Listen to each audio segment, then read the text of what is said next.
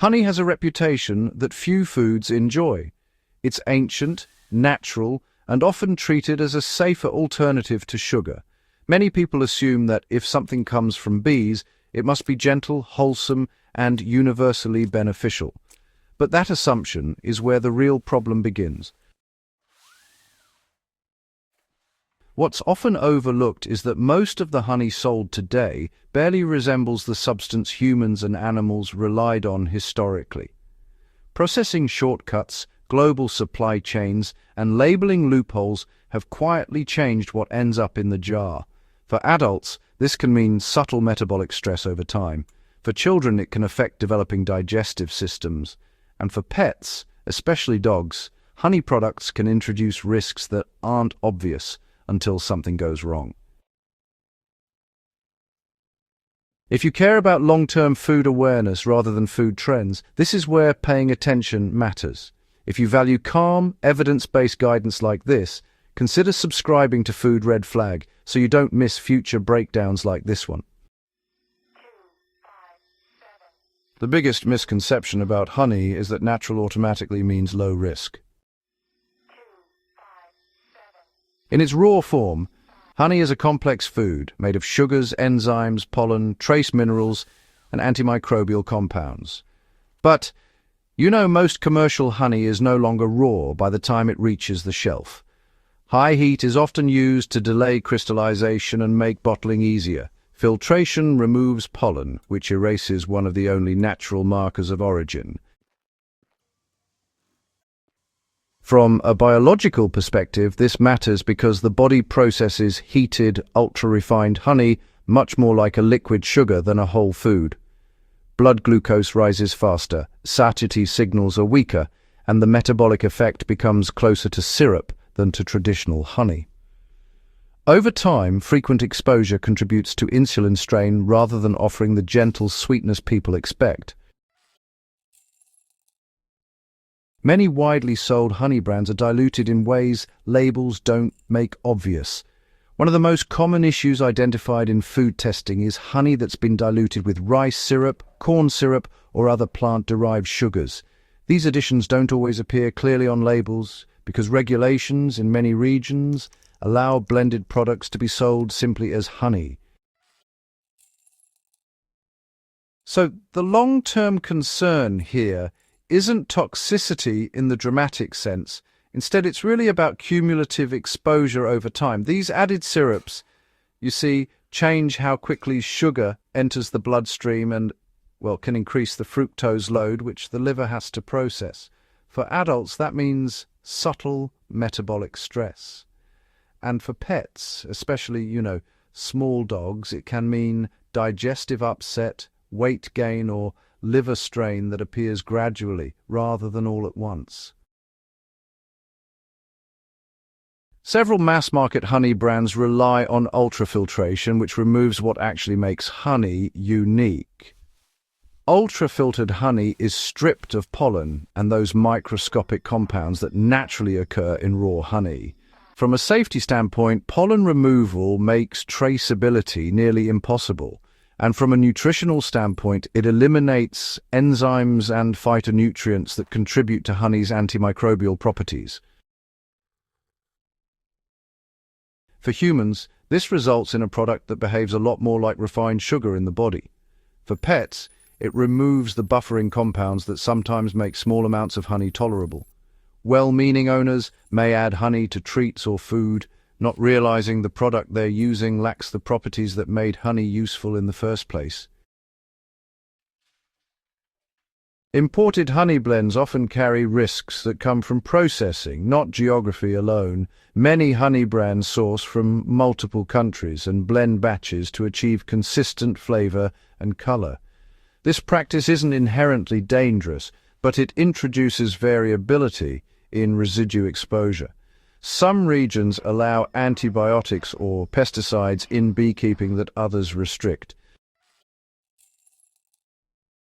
The concern here is long-term, low-level exposure rather than acute poisoning. Humans may never feel immediate effects, but pets are far more sensitive to certain residues due to their size and metabolic differences. Symptoms often appear as vague lethargy, appetite changes, or digestive irregularities that owners don't connect to food. Flavored and infused honey products quietly increase risk for pets. Honey blended with essential oils, herbs, or flavor extracts is increasingly popular. For people, these additions are usually tolerated in small amounts. For pets, especially cats and dogs, many of these compounds are not metabolized safely. Even trace amounts of certain plant oils can stress the liver or nervous system in animals. The danger isn't dramatic poisoning, but, repeated exposure. Owners may use flavored honey in homemade treats, unaware that the added ingredients, not the honey itself, are the problem. Honey marketed as organic can still be problematic depending on processing. Organic certification focuses on agricultural practices, not heat exposure or filtration. An organic honey that has been heavily heated and filtered behaves no differently in the body than a conventional one that's been processed the same way. This creates a false sense of security. Health-conscious consumers may honestly increase usage, assuming they're making a better choice. The result is higher sugar intake with fewer protective compounds, which over time matters far more than whether the bees foraged organically. Some honey brands crystallize slowly for reasons consumers don't realize. Natural honey crystallizes. When it doesn't, it often means it's been heated extensively or diluted.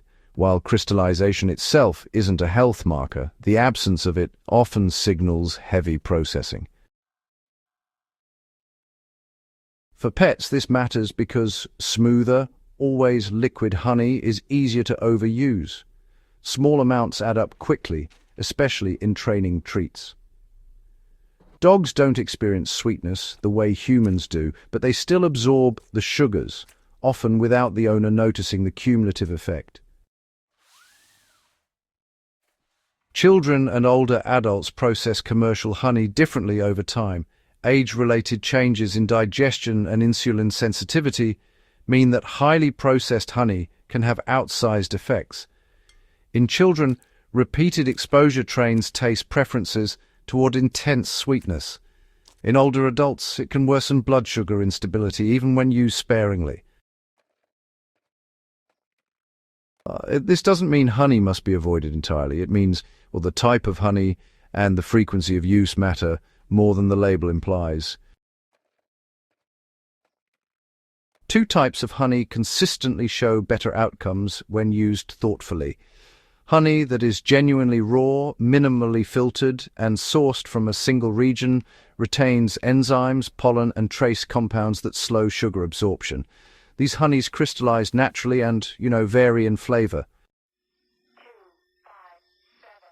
Honey that comes from small-scale producers with transparent sourcing tends to show fewer adulteration issues. The value here isn't perfection, but traceability. Knowing how a food is handled reduces long-term uncertainty, which is, honestly, the foundation of food awareness. Why food awareness matters more than food rules. Honey isn't dangerous by default, and avoiding fear-based thinking is, essential. The issue is pattern, not panic. When a food is treated as universally beneficial, its risks just go unnoticed. Over time, those small exposures shape metabolic health, digestive resilience, and in the case of pets, subtle organ stress that's hard to reverse. Awareness doesn't mean restriction. It means understanding what you're actually consuming and how often. That's as true for humans as it is for the animals that depend on us to choose wisely for them. If you value clear, responsible food guidance without hype or fear, consider subscribing to Food Red Flag. Share this video with someone who cares about long-term health for themselves or their pets, because food awareness isn't about perfection. It's about paying attention before small choices add up.